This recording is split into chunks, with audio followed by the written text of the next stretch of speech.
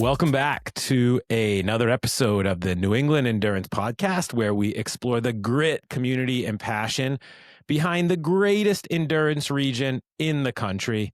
I'm your host, Eric Schenker. I'm rolling solo today. My co-host Art is off on some biking adventure. I'm not sure where, but I'm sure we'll unpack that in a future episode. Today's guest is a powerhouse in the New England running scene, John Mortimer. He's the founder and CEO of Millennium Running. From Olympian level athlete to one of the most prolific race organizers in the region, John has transformed how we think about local road racing. With more than 150,000 finishers and millions raised for charity, his events are much, much more than just crossing the finish line. I've done a bunch of them. It truly is a different experience.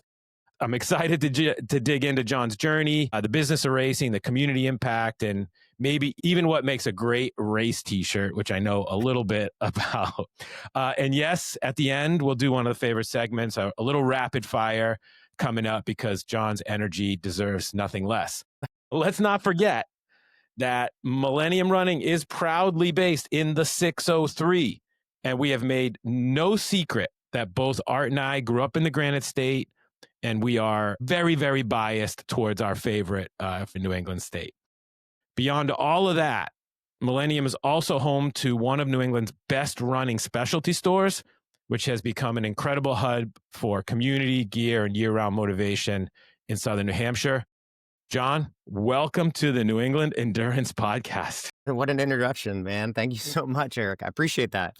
Yeah, no, I mean it. I mean it from the bottom of my heart. We've known each other for a long time, and we've wanted to get you on the podcast for a while. Well, I appreciate that, and I agree about the 603, right? Which is cool. Love all the New England states. Connecticut, 84 is kind of a drag, but yeah, 603 is amazing in that, you know, we all have one zip code or area code rather, so to have like one single extension, I feel like we're, the 7 degrees separation from Kevin Bacon. You're like 1 degree separation from Eazy-E. That's yeah. It's beautiful, right? But I mean, we've had a lot of podcasts and we've done like 50 podcasts, but there's been some great New Hampshire conversation, and we're always, maybe it's like self-selection, but yeah, I think we've erred on the side that probably New Hampshire the most, maybe Vermont and Massachusetts second, Maine, and unfortunately, we did have to do one podcast with somebody from Connecticut just to check the. I just joke about that because 84 is so and Rhode Island, so we've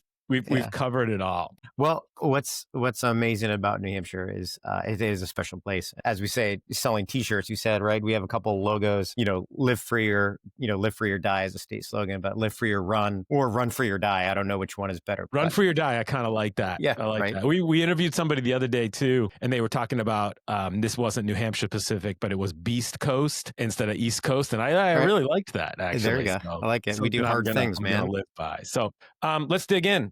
Let's start a little bit origin story here. You've had success as an athlete, incredible athlete, as a coach, and now an incredible entrepreneur. Can you take us back? What was the moment that sparked your idea for Millennium Running?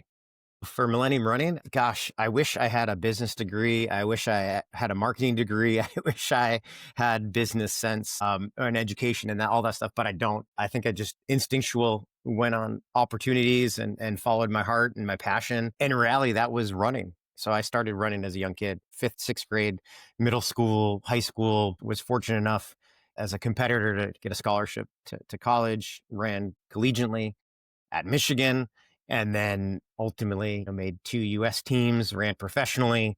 So I had an opportunity as an athlete to follow that passion. And ultimately, that led into college coaching and then transitioned after 10 years in the professional world of athletics, of coaching and running, to starting our company, Millennium Running. But that kind of came by accident. Did you see a gap, I guess, in the running scene in New England, or you just were like, man, I'd love to open a running store? Well, I would love to say that it was all calculated, but it wasn't at all. So if I go back to the genesis of actually Millennium, call it Millennium, right? We started, when I say we, my best friend from high school who went to Pinkerton Academy. I went to Londonderry High School. Go Astros. I'm a Pinkerton alum. Let's go Astros. It was kind of interesting because Pinkerton and Londonderry had this arch rivalry, and my best friend ran for Pinkerton, and I ran for Londonderry. So we weren't supposed to like each other, but we ultimately had a very fast friendship. And in fact, best man in my wedding sort of friendship later in life. So we had this great running rivalry, but actually a really strong friendship. Our senior year in college, he was at Wisconsin, I was at Michigan. His older brother was a Georgetown alum and was running professionally at the time. In 1999, had decided that we were going to have a New Year's Eve party. We'd gone to Boston many times. Well, in college, the New Year's Eve fun times you have as a college kid. But that was 1999, so it was Y2K. And if any of our listeners are, some people are too young to know what Y2K is, but the world was going to stop that night, right? So ultimately, we just said, like, why don't we just have a big old party at my best friend Matt's house, Matt Downen, and his older brother Andy in Hampstead, where their parents lived. They had a great house. We always went there, the pool table, the bar, the whole fun stuff. And we did the guest list because we weren't going to be in Boston that night because the world was going to end. So why not just hang out with all our running buddies? We did the guest list and we added up all the All-American citations, the certificates that the guests had. We had 72 NCAA All-Americans in track coming to this party. We kind of had like this who's who. I think we had five of the 12 finalists from the previous Olympic trials. Really fast athletes coming to this party. And we said to ourselves, wouldn't it be really funny if we showed up at some local rinky-dink 5K with a bus full of all these really fast men and women at the time? And ultimately, the only road race that existed was the Hangover Classic on New Year's Day, I think in Salisbury, I think at the time, that we could find. And we're going back to Cool Running, searching for road races, looking for flyers, trying to mail in checks. There was nothing that we could find that was on New Year's Eve at all because, bunch of college kids having a big rager. We weren't exactly going to be running a road race at 8:00 in the morning on New Year's Day.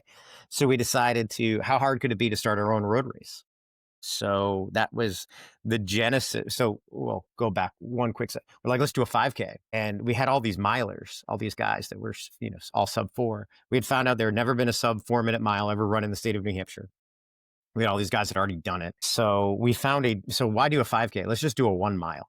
So we found a downhill stretch in my hometown in Londonderry. It's almost exactly 1 mile downhill. With all these guys, we're guaranteed to do it. We got some local media involved in it, measured it out with the wheel the night before. So at 2:00 on New Year's Eve, 1999, we did this. We had what do we have? No, we had 79, I think it was 79, maybe it was 124. I'm going to get my numbers mixed up, but I think it was 124 finishers that year. They paid $5 each to run, and we called it the Millennium Mile. We had a handful of guys break 4 minutes, and it was the first time it was ever done. And that was the Millennium Mile. I love it. As a one and done event that happened. And it wasn't until the following year, I was at a turkey trot, and community runners that I knew said, I can't wait to run your mile. I missed it last year. I heard all about it. And I was like, well, that was last year. That was the Millennium. That was the Millennium Mile. Now we're in the new millennium. So we were convinced by sort of our local community of runners at the turkey trot locally to say, hey, do it again. I said, how hard could it be? Let's just rinse and repeat. Well, fast forward, I did that, and I kind of took the reins on that as Matt and Andy moved on to other parts of their life. And I kept that off the corner of my desk as a professional athlete, as a college coach. So for 10 years, I produced the Millennium Mile as a passion project off the side while I was coaching. I had moved to Kentucky with my wife. I was coaching down there at UK, would fly home to visit family, still produce the mile. We had a storage unit of race stuff, and it was a passion project. And in the 10th year, in the 10th anniversary of the event, we had 1,000 people run that 1 mile road race. And that was sort of the light bulb moment that went off for me. It took 10 years to have a light bulb moment. I don't know what that says about my education, but I didn't get it right away. That's Londonderry. I'm just sorry. Pinkerton, we would have got it much sooner, but at Londonderry, it just took you a little longer. It's that academy that you guys have over there. So ultimately, it was one of those scenarios where it said 1,000 people. We endowed a scholarship in my mom and dad's memorial honor, and it made $10,000. We gave away scholarship money. We had 1,000 people run, and I was like, this is amazing. And I was coaching collegiately at the time. I was like, if I could just do this 5 or 6 times a year, this is exactly what I can only have to work 5 days a year. This is amazing. I should do this job. So that was a light bulb moment that I had to produce Millennium Running from the genesis of Matt and Andy and I starting the Millennium Mile in 1999. So it took 10 years to get there. I probably with a little bit of thought could have figured out the Millennium piece, but it makes so much sense now that that first event was, on the Millennium. Yeah. But did you ever, even when the light bulb went off, did you ever imagine going from this Millennium Mile? I mean, I think you have over 30 events now you do Yeah. a year, John. Those How do you do that? Well, the beautiful thing now is I don't do it all. We have an amazing team that is super talented, super dedicated, and they do a lot of heavy lifting, a lot of logistical stuff. So I guess while I didn't major in business or economics or marketing, we've surrounded myself with people that do it really, really well and allow me to be creative. I did major in architecture. I do have a creative sense and I have a problem solving sense with things. So I feel like that helps a little bit. But in reality, we did see a little bit of a market gap. And when I say we, I always said we when it was just me in my basement in a house we rented in in Eastman, New Hampshire. My wife and I, who was a school teacher at the time, my wife Jennifer, she was a school teacher and breadwinner, and we took a gamble to say, she's got insurance.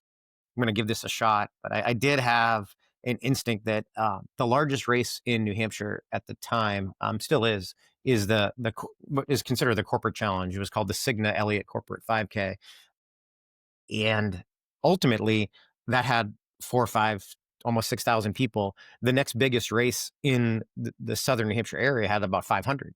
Mm. So there's a market gap. There was a gap. There was a gap for big races, but what you're saying is there were people that wanted to race, but there weren't the races in New Hampshire, at least for them to participate. Opportunity wise, there weren't. They were sort of missing. And not that I invented anything, right?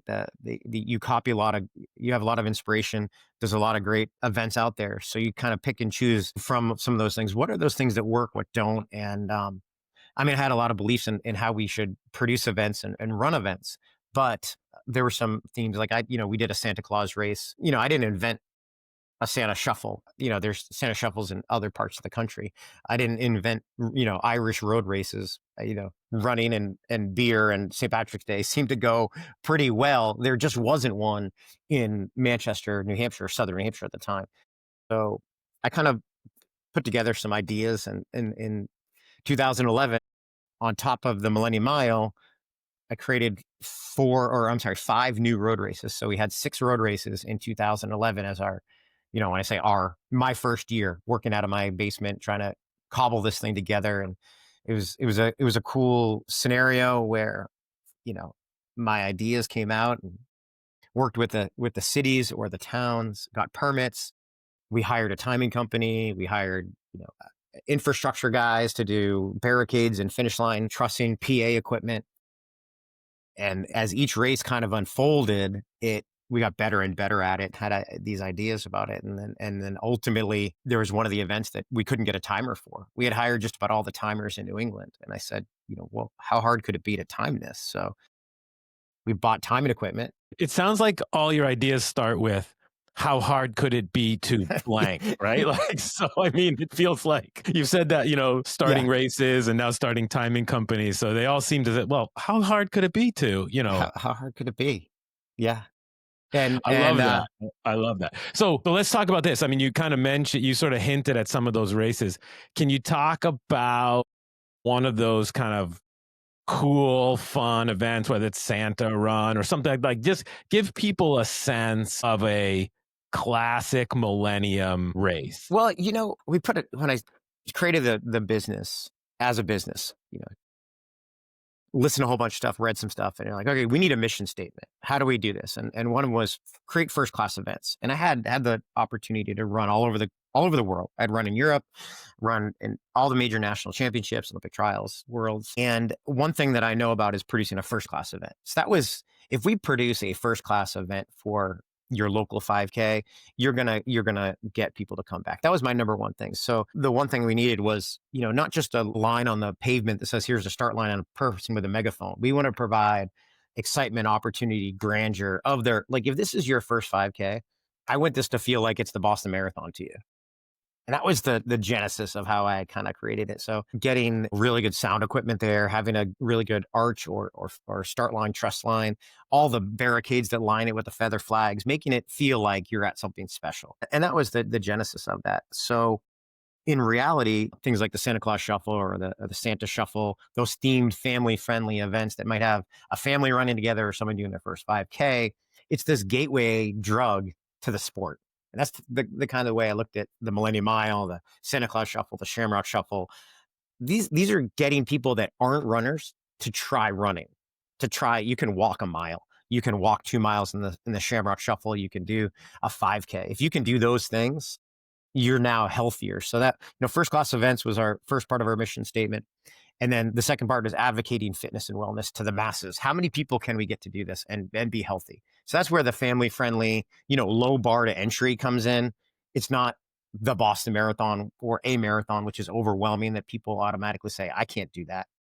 It's like 2 miles down Elm Street. You get a beer when you're done. I can do that.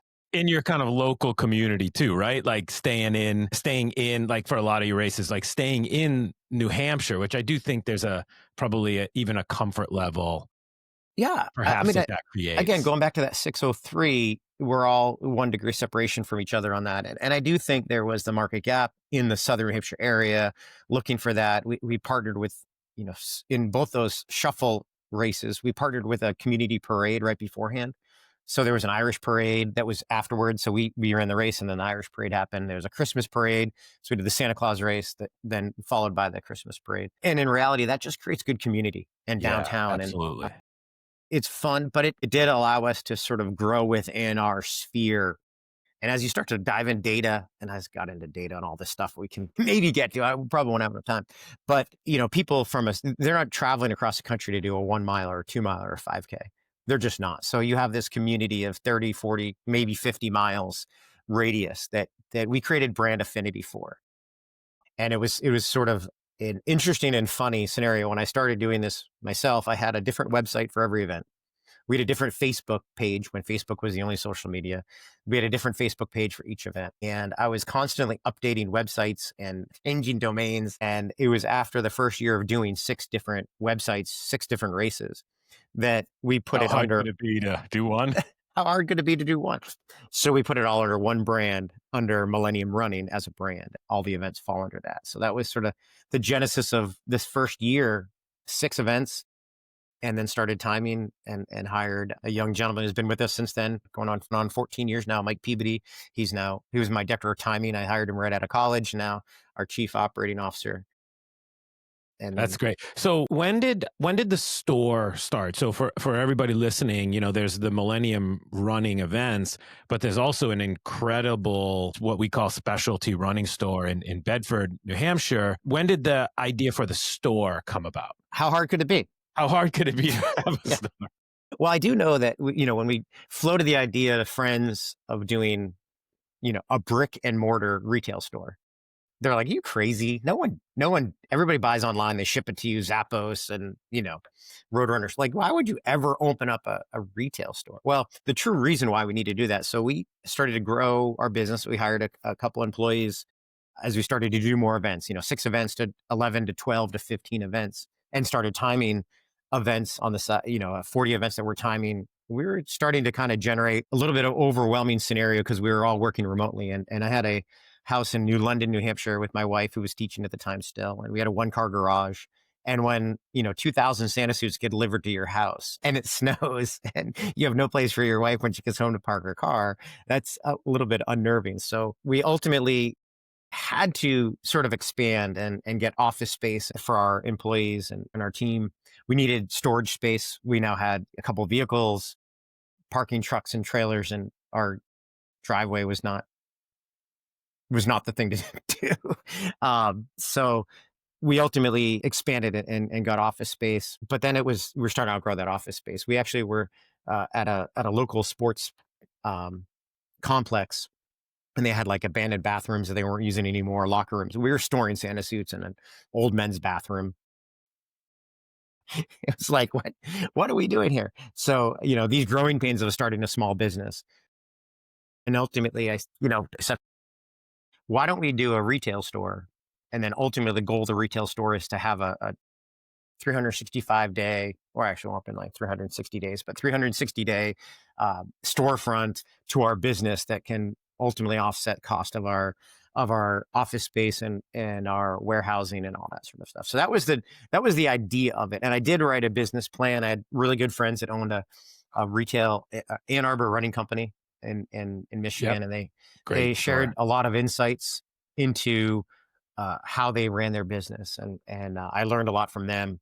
And then inspired by some great running specialty stores in New England. As you know, I mean, there's some amazing community running stores. You know, locally there's Runner's Alley, Marathon Sports downtown Boston. Some great founders that you know kind of set the standard for what a good community running store is. But you might remember this. I don't know if you do or not, but there was a gentleman, Mike Beeman. He owned a company. I know Mike, 100%. Okay. All right, good. Legendary. You know, the Beeman. He's now like TikTok famous, by the way. I don't know if you know this. I don't know. I'm not. You got to interview him. But I mean, he's run. I believe it. Yeah. I think he's like on his 53rd Boston Marathon consecutive. Yeah. I know that there's some. I get the Pinkerton alumni. Yeah, Mike's amazing. But he had a store in Londonderry called Total Sports. Absolutely. And Total Sports was where you'd go and get your basketball shoes, your track shoes, everything. You got your varsity jacket there. But you could walk in there and just pull up a stool at the counter and just talk. You didn't have to buy anything. It was a community place. And so I was really inspired by things like that Mike had created, that community around it. And that was the idea of it. And but retail is hard. Retail is not easy. Retail is tough, but it's a great shop. So for anybody up in that area, it's worth a visit. Great selection and a great welcoming environment. Which we've talked a lot about on this podcast about specifically around endurance sports and how do we make people feel welcome, right? And sometimes it's very intimidating. Like you said, you're trying to get people maybe to run their first 5K or first mile. And that might start with going in and getting a new pair of shoes and not feeling pressure or just feeling welcome to come in and try and test some shoes and get some good advice on nutrition or hydration or things like that. And I just, from my own personal experience, having been in a lot of running specialty and bike specialty around the country, it's a great environment up there in Millennium. Very friendly, friendly. So. Well, you can't get that online, right? You can't go online and talk to someone and have face-to-face contact and tell them your background story of what you're training for, why you're there. Or, in the scenario of, I think probably a third of our shoes we sell are to people that come in and they're like, I'm not a runner. Right. Yeah. They want to preface that I'm not a runner. And in reality, they could be a nurse, they could be a doctor, they could be, working at home on their feet all the time, and they just need good footwear. They need some high cushion shoes that makes their knees not hurt. Yeah. Or they're just walking. Sure. There was a running shoe store in Lexington, Kentucky when I lived there. It was called John's Run Walk. And it was John's Run Walk. And they kind of cater to the walking crowd. And there's just, too many of us who think of runners and they're intimidated by it. Like running an ultra or running a marathon, there's a high bar there. Yeah. Well, actually, that's a great segue because I want to talk specifically about one of your events, which I think is very interesting. I done this event personally. I think I know which one you're talking about. Bars, right? And high bars and low bars and just bars in general. So we're going to talk about the cheap marathon. Okay. I didn't think you were going to say that one. I want to talk about the cheap marathon because I think it is super interesting, right? So for listeners who haven't heard about it, what is the cheap marathon and what makes it so different than your typical 26.2? Yeah, well, it is a great event. I thought you were going to say the New Hampshire 10 miler in Auburn. Well, great event also, but I just think the something really interesting about the cheap marathon that for folks that don't know about it might be thinking about how do they get their BQ? They're just thinking about running a marathon. Mm-hmm.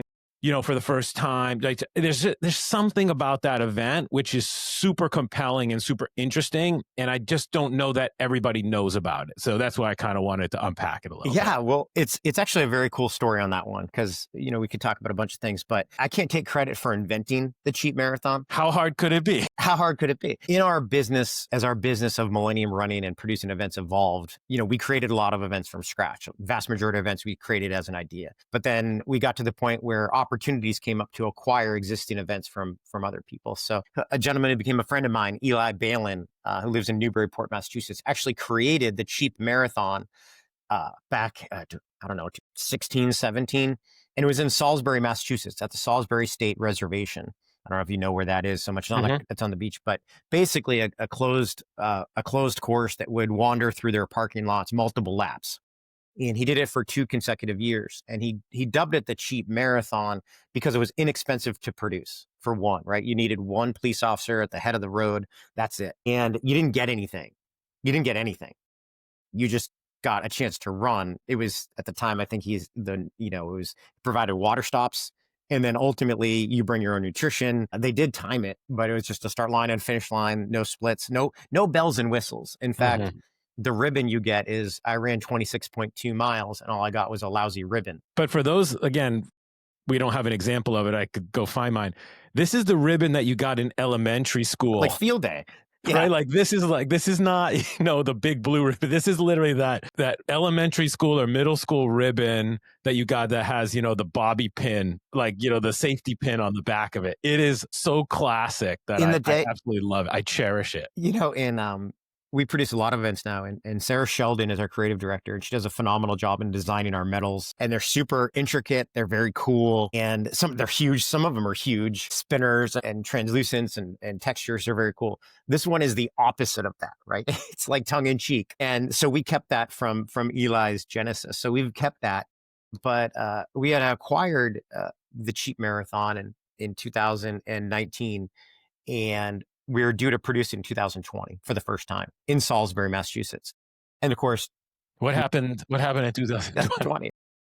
2020 was our Bubba Gump shrimp moment for us as a company, actually, alluding to Forrest Gump. That hurricane happened and they're out of there with Lieutenant Dan, and they're the only ship that survived, and they flourished because they got all the shrimp. And for us in New Hampshire, talking about the 603, we had a governor who was amazing, absolutely amazing through COVID, I think, in managing different business types and processes. And he allowed me personally to get involved in our mitigation of COVID policies within our sport of running. And I was an advocate for doing an outdoor activity. And outdoor sports in New England boomed, hiking, on the water sports, all that stuff, boating, just boomed because you could be outside. And in New Hampshire, we have space. So we came up with a philosophy of how to produce road races. And in reality, we moved the cheap marathon from Salisbury to New Hampshire. And we found a rail trail because it was not allowed to be produced in Massachusetts based on their COVID guidelines. So we moved it to New Hampshire. We had a rail trail. We reinvented the event on this rail trail in Derry and in Windham, New Hampshire. And it was a blessing in disguise because the event became just lightning. It became phenomenal. And as part of our COVID strategy of mitigation, what we did was we created basically a time trial start. And if you're a cyclist, you see that the time trial start, one person going every X amount of seconds as a time trial. And we had the idea, if we do the same thing for running, where you seed everybody fastest to slowest, you can start everybody and they go like that. So when we first started doing this, our first event, I think we had one person going every 15 seconds. It would take 3 hours to start a road race, where it used to take 3 minutes and now it takes 3 hours. And we ultimately did the cheap marathon that way. And we had everybody ranking their marathon time and their pace, fastest, slowest. And two people start every 15 seconds on that event. And John, it works, right? So again, sounds like because it's a tight rail trail, right? It's not a 4 wide. I mean, it's not it's the classic rail trail. 8 feet wide. Yeah. I did it. I started with this other young woman next to me, and we ran for 26 out of 26.2 miles together. I mean, really? It really was incredible how that actually worked. And I think we got passed by a few people and we passed a few people, but there were no log jams on the rail trail. It was really something. And this goes out and back twice. Out and back. Yeah. No, it was pretty incredible how that all worked. And I loved the time trial start. I thought that was super interesting. Well, and that was the COVID invention when we came up with this. How do we make this happen? And it's a really cool environment. I actually kind of miss it. And I enjoy that we've kept that. This is the only race that we keep this format in because of the rail trail nuance of it, how we start. But in reality, you start on a red carpet.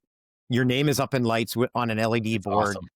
I personally, as a race director, get to wish every single person good luck. If you're there with 2,000, 3,000 people, you don't see, you see 20, 30, 40 people that you know. But I get to actually, fist bump and wish everybody good luck. Our announcer calls out every single name that starts. So it's just a really cool environment. And I think right now it's ranked as the sixth best race in the country to BQ at. Yeah. So talk a little bit about that, because I specifically did it to get my BQ. Mm-hmm. I got my BQ by, I'm not joking, by like 15 seconds. So it was really, oh, geez. I didn't get a lot of cushion, but I did it. And I went and did it to get my BQ. And I think for those folks in New England or even in the Northeast, this is a great opportunity to go out and get it's not a downhill event. Like, it's like slightly, like one way is slightly downhill, one way is slightly uphill. So, but it is a fast, flat, for the most part, BQ. So if folks are out there thinking about getting it, and we all know it's getting harder and harder to get your BQ, all the times dropped by 5 minutes this year, cheap marathons got to be on your radar screen. I mean, we're excited about it. Ironically, we've done almost zero marketing for that event. It's sold out every year. I mean, you can only fit so many people on the rail trail. We sell it out around 1,200 runners.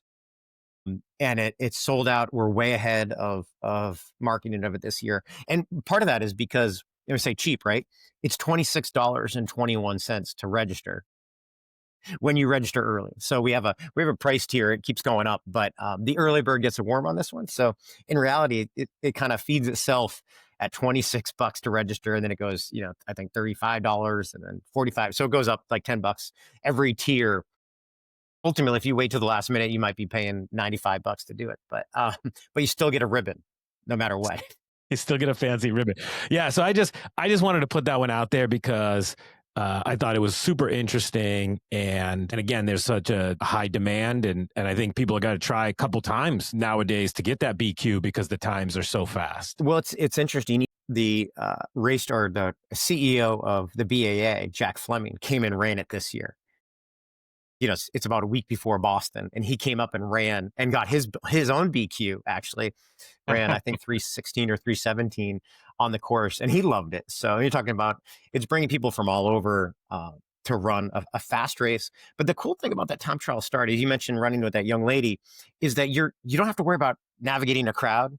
Correct. You literally, and the person in front of you should be about your pace, maybe a little faster. The person behind you might be, so you're like, I'm not going to get caught. I need to catch those people. And someone's always in view. And it creates a really cool environment. And the other thing that people don't really know about it is we actually, since it's a 2-loop course, we actually introduce half marathoners, people doing the half on the second loop. So ultimately, half marathoners get injected as you're coming back at 13.1. So now all of a sudden you are met with a new person potentially, or two new people now running a half, your second half, at the same pace that you're now running. All right. I have a personal pet peeve about racing marathons and half marathons at the same time. Yeah. But I think that this is a brilliant idea. It's inverse because they're not cutting the ripcord and finishing. They're starting. Here's my issue. Yeah. Now I'm on like mile, let's call it, 14 or 15, you're getting that creep in the legs at this point, and somebody comes and passes you.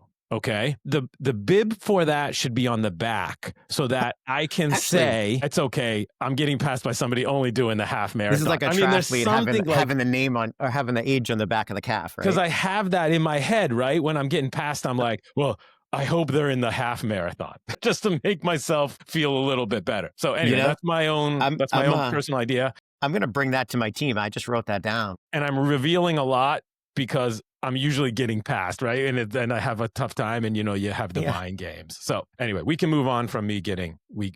Yeah. But the cheap marathon, I think, is a really cool event. It's special for us. And when you see people BQ and the excitement of what that means to them to earn a spot.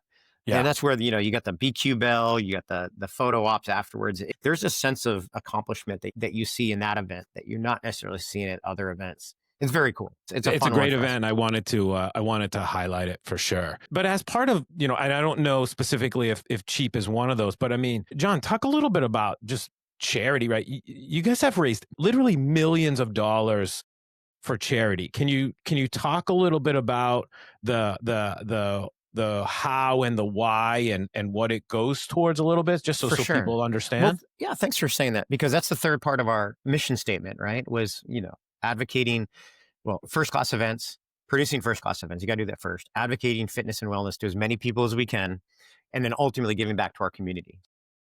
You can't give back to your community if you don't get, you know, do a good job, get a lot of people there. You're not going to be able to give back. So, but that was the important third pillar of our business. And to date, you mentioned, I think we're $2.1 million of corporate giving we've been able to give back to our local community through our events, through beneficiaries, through fundraising, charity donations. It's been pretty awesome.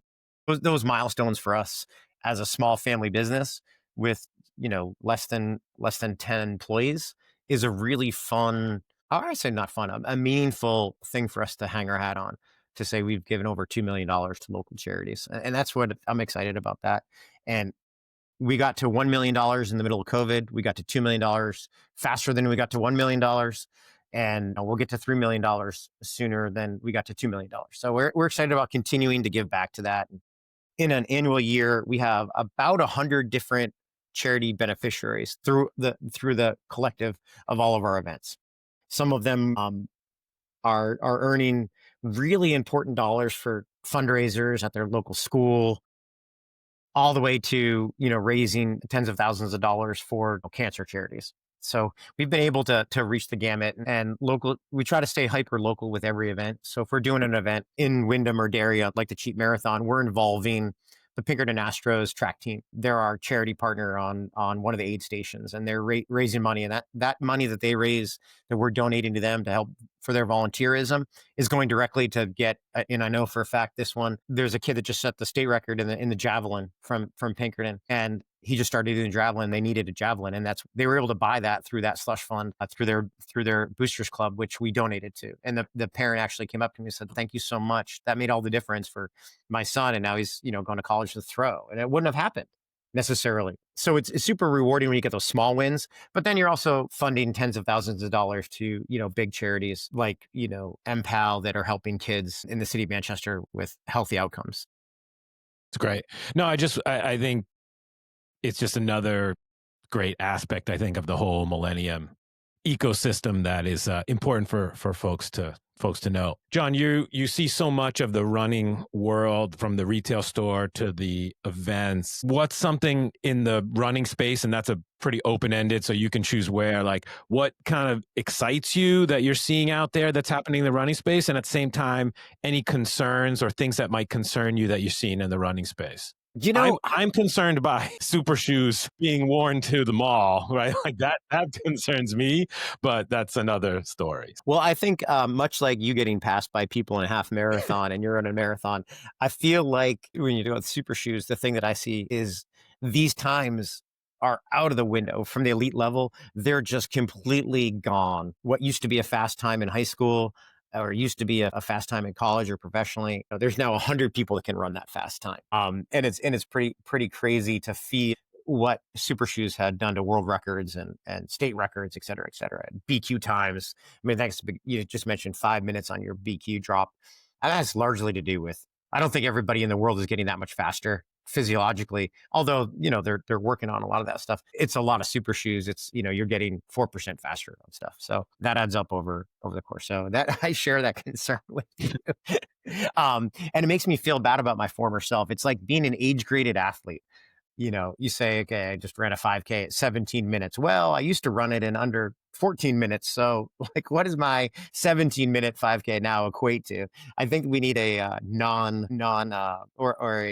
conversion chart to non super shoes to Ooh, I'm make sure, me. you know what? I'm sure there's a Reddit thread for that Yeah, out there already, like I would say. But what excites you? I mean, again, like I think it is in some way exciting that the times are getting faster, right? It is true. And, I believe, yes, there's a super shoe element to it, but perhaps just that awareness and desire, it's so hard to get that BQ that inevitably you train harder than you otherwise would have. For sure. So there's For sure.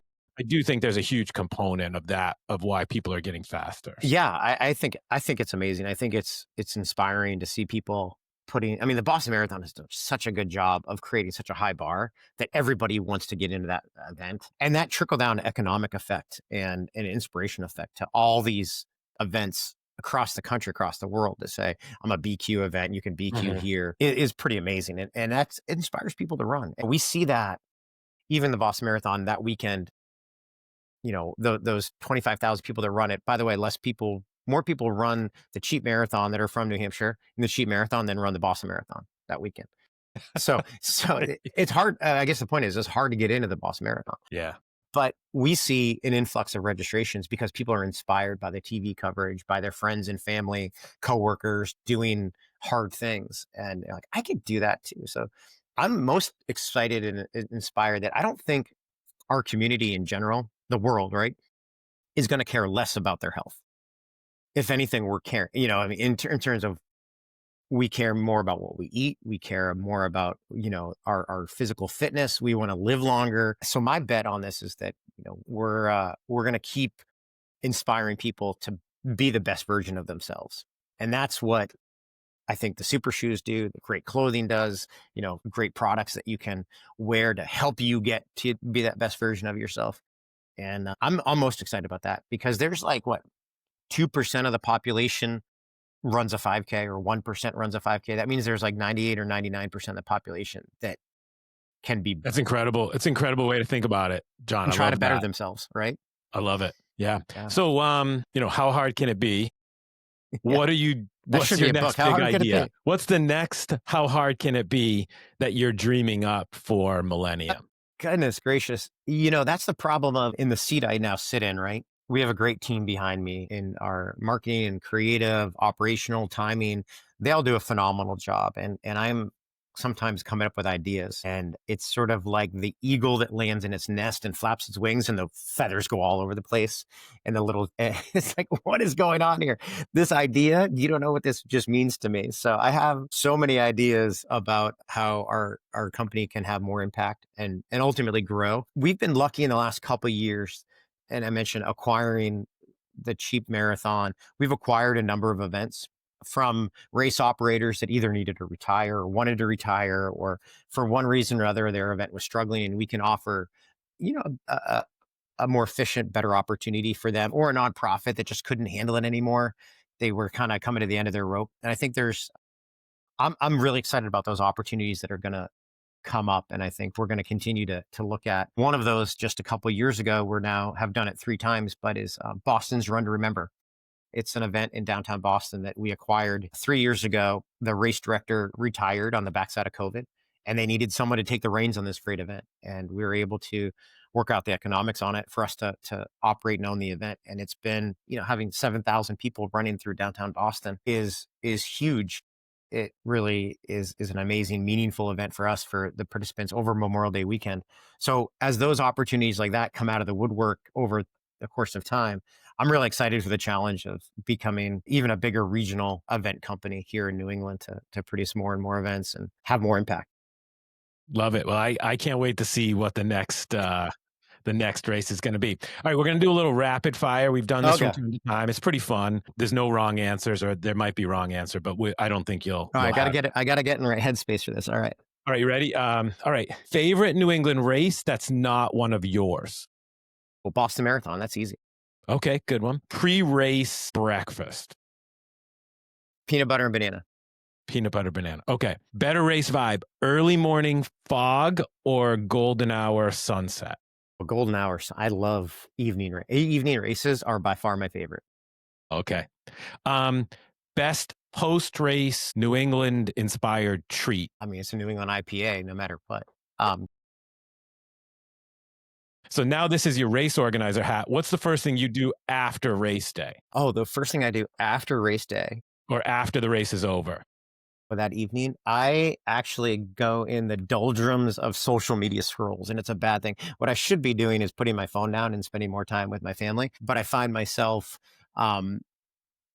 I find myself enjoying other people's accomplishments, and I see their medal pictures and, the whole thing. If it doesn't happen on social media, it never happened.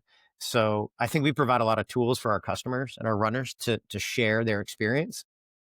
And I really enjoy seeing people, as soon as the race is over, kind of brag about themselves on social media. And I think that they're empowered to do so.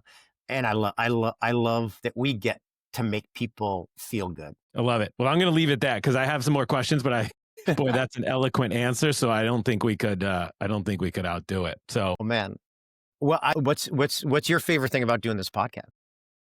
I think what has really been interesting for me on this podcast is, and I thought I was a pretty dialed guy in the New England endurance scene.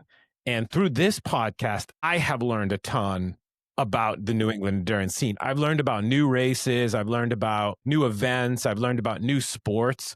So that has been really fulfilling for me, and to kind of pull some of my past connections like yourself and introduce a lot of running stuff to the bike clubs, introduce a lot of the bike stuff to the running folks, and try to create an environment where people feel welcome to go and try something new.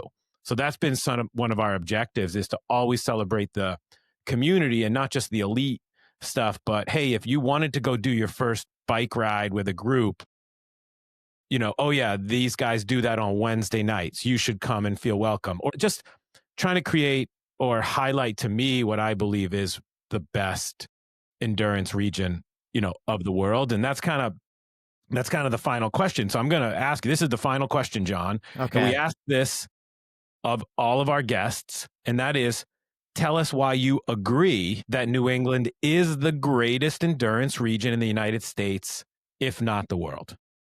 Why I agree about that? Well, I think New Hampshire leads in that, but I think one of the things that makes New England pretty amazing in general is from an endurance perspective as well. You have these pockets, you have all these different communities within New England. And if you live in a bigger state, like I lived in Kentucky or just recently in Georgia, you have this whole state that is as big as New England altogether. You can find these communities and these really amazing groups of people in little pockets all over. So it becomes hyper local to that. And I think New England is made up all these diverse states and diverse opportunities, and they have just amazing stories in each one, and amazing variety of opportunities, whether it be in the mountains, whether it be on the ocean, whether it be in a city, 45 minutes apart on the ocean or in the mountains or in the lakes.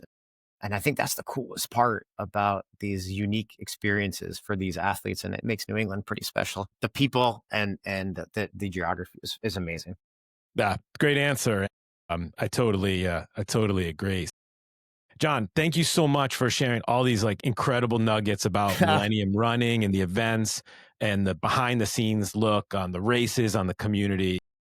It's really fantastic. And you've been a great guest, and I hope we've introduced Millennium to a lot of folks and made those folks that have run your events and been to the store proud to be associated with it. I appreciate you having me on. It's truly an honor to talk about this stuff, and I probably talk all day long, but no one wants to hear that. And I just want to say a shout out to our sponsors as well, the New England Endurance Podcast. One of them is Lark Fine Foods, which is a 100% women-owned specialty food company baking small batch cookies for grown-up palates. I'm going to bring it back to the cheap marathon again. The husband of the owner of Lark Fine Foods paced me on the first half of my cheap marathon and nailed it. Actually, sorry, he paced me on the second half. No, he paced the first half of the cheap marathon for me, and he nailed the pacing to the T and helped me get there. I'm going to have to call out another friend of mine, Brian Tinger, who paced me on the second half, but definitely got me going too fast. Oh, no, sorry. Yeah, he paced me on the first half and he almost ruined it. So we give Brian Tinger a hard time because he took me out way too fast. But the husband of as we call Cookie Bob, he did a great job. The other sponsor we have is The Everyday Athlete, the go-to book for balancing work, family, and fitness, written by my co-host. It's an absolute great books. I hope everybody goes on Amazon and grabs it. And to learn more about Millennium Running and their full calendar of races, group runs, and retail stores, visit millenniumrunning.com. We'll be sure to tag them on our Instagram, which is at New England Endurance. Thanks to everybody for listening to the New England Endurance Podcast. Until next time, keep pushing your limits, drop some hammers. and get out there, enjoy the beautiful terrain of New England. Thanks again, John. Thank you. Appreciate it.